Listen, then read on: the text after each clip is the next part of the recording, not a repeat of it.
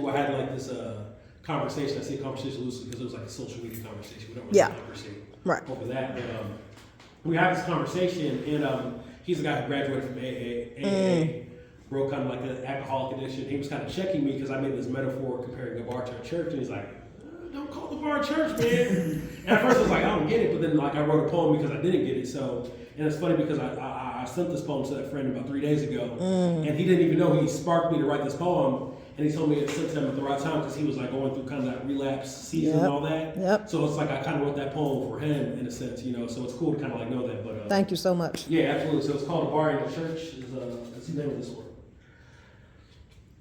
You best be careful calling the bar a church.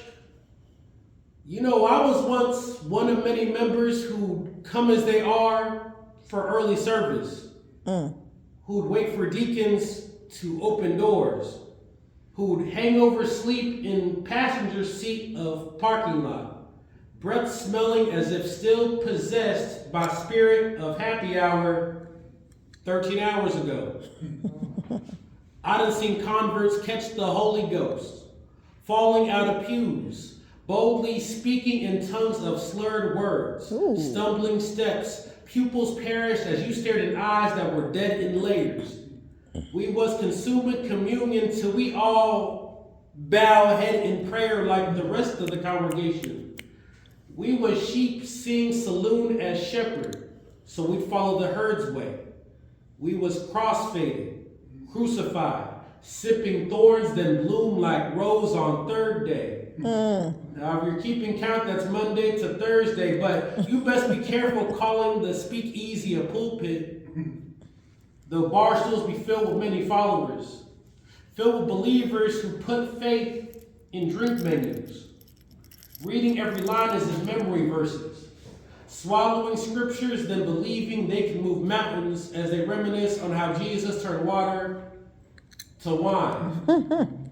They take they profit and sell they sober minds to buy bull consumed from passion of the pint, fighting demons, taking body shots, staying punch drunk throughout the night, tapped out, only tapped in when you running tap out. The 2 Corinthians said, this too shall pass, and so you pass out. Sleep long enough to pretend that you're okay. Like you ain't the letters of liturgies of lost souls. Like you still ain't drowning in the belly of the beast. Like your trespasses crossed barbed wire, ain't left scars whose wounds you still covered alcohol. Like we was taught to do as kids. Though this kind causes cuts to expand, leaving voids in the heart, driving holes through the hand. You best be careful calling the bar church. Ooh. You know how some church folks be? Some church folks be leaving altar calls as if last calls. Like they ain't gonna be back next week and they Sunday's best while leaving, hoarding Monday's worst.